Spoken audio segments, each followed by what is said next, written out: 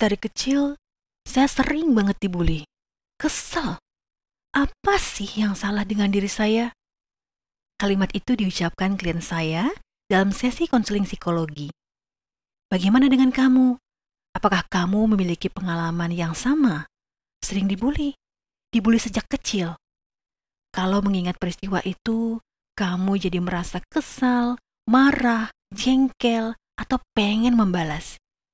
Tapi tunggu sebentar. Bagaimana kalau itu hanya candaan? Kamu tahu bedanya bullying dan bercanda? Sering sekali orang berpikir candaan itu sebagai bullying, dan bullying dianggap sebagai bercanda. Nah, supaya tidak salah kaprah, kita pahami dulu yuk, apa itu bullying dan apa bedanya dengan bercanda. Supaya penjelasan saya mudah dipahami, rileks dulu ya. Jika masih ada rasa marah atau kesal, lepaskan sejenak perasaan itu. Kalau sudah siap menyimak, yuk dengarkan psikolog Ola bertutur.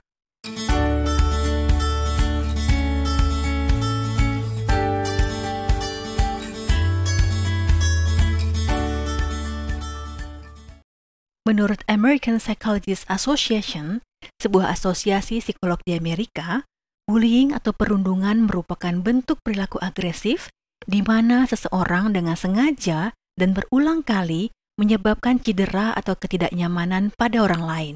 Tindakan ini dilakukan oleh satu atau sekelompok orang terhadap orang lain. Tindakan perundungan pada umumnya ditujukan kepada orang yang cenderung lebih lemah atau ada kekurangannya secara fisik, emosional, atau sosial. Tujuannya untuk menyakiti, mengintimidasi, atau mendominasi orang lain. Perundungan bisa terjadi di berbagai tempat, di sekolah, tempat kerja, rumah, tempat latihan olahraga atau tempat les, rumah ibadah, pasar, dan bahkan media sosial. Perundungan itu ada beberapa jenis, antara lain perundungan fisik, verbal, relasional, seksual, psikologis, dan perundungan cyber. Perundungan fisik itu bagaimana?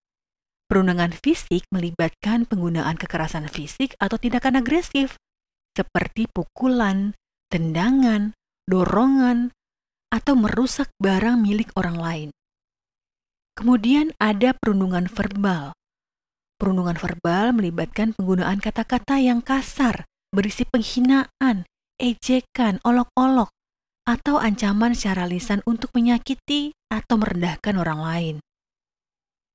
Lalu perundungan relasional. Perundungan ini juga dikenal sebagai perundungan sosial. Jenis perundungan ini melibatkan upaya untuk mengisolasi, mengucilkan, atau mempermalukan orang lain dalam kelompok sosial. Contohnya, membuat cerita buruk, membicarakan kekurangan seseorang sehingga reputasinya jelek, pengucilan secara online, atau penolakan sosial. Ada juga perundungan seksual. Perundungan ini melibatkan perilaku yang tidak diinginkan atau tidak pantas secara seksual. Perundungan seksual ini bisa berupa pelecehan verbal, pelecehan fisik, komentar seksual yang tidak pantas, atau menyebarkan foto video pribadi tanpa izin pemiliknya. Kemudian ada perundungan psikologis. Perundungan psikologis ini mirip dengan perundungan verbal dan relasional. Jenis perundungan psikologis melibatkan tindakan yang bertujuan untuk merendahkan harga diri, mengintimidasi, atau membuat korban merasa tak berdaya secara emosional. Contohnya nih, mengancam, mengintimidasi, memanipulasi, atau mengolok-olok. Nah, ada satu lagi nih, jenis perundungan yang unik, sebutannya cyberbullying. Jenis perundungan ini terjadi melalui media digital dan teknologi. Contoh cyberbullying ya, mengancam, menghina secara online, menyebarkan informasi pribadi yang merugikan, atau menyebarkan konten yang memalukan secara online. Nah, kamu sudah paham ya tentang jenis-jenis bullying atau perundungan? Lalu, bagaimana jika pelaku menganggap perilakunya bercanda? Ya, perundungan seringkali disalahartikan sebagai candaan. Padahal perundungan dan bercanda itu dua hal yang berbeda, memiliki dampak yang sangat berbeda terhadap orang yang menerimanya. Oke, sekarang kita bahas perbedaan bullying dan bercanda. Bedanya itu ada pada niat, efek emosional, fokusnya, frekuensi, dan kekuatan. Bedanya ada di niat. Maksudnya gimana nih? Niat seseorang melakukan perundungan adalah menyakiti, merendahkan, atau mendominasi orang lain secara sengaja. Perundungan biasanya dilakukan dengan tujuan membuat dirinya merasa lebih kuat, powerful, atau mendapatkan kepuasan dengan merendahkan orang lain. Sementara, bercanda beda ya. Bercanda itu dilakukan dengan niat yang baik. Tujuannya menghibur, membuat orang lain senang. Niat bercanda itu positif dan tidak ada maksud untuk menyakiti orang lain. Kemudian perbedaan kedua, efek emosional. Perundungan memiliki efek emosional yang merugikan orang lain. Tindakan menghina, mencemooh, merundung secara verbal atau fisik dapat menyebabkan kerusakan emosional dan psikologis. Setelah mendapat perundungan, biasanya korban akan menjadi sedih, takut ke sekolah, takut ke tempat kerja, takut bertemu pelaku, tidak percaya diri, merasa putus asa, atau merasa malu. Sedangkan bercanda memiliki efek emosional yang positif. Maksudnya, membuat orang merasa senang, terhibur, atau terhubung dengan orang lain. Selanjutnya perbedaan ketiga, fokusnya. Maksudnya, perundungan seringkali dilakukan tanpa izin atau persetujuan. Korban perundungan seringkali tidak mau atau tidak setuju dengan perlakuan yang mereka terima. Kalau bercanda, sebaliknya.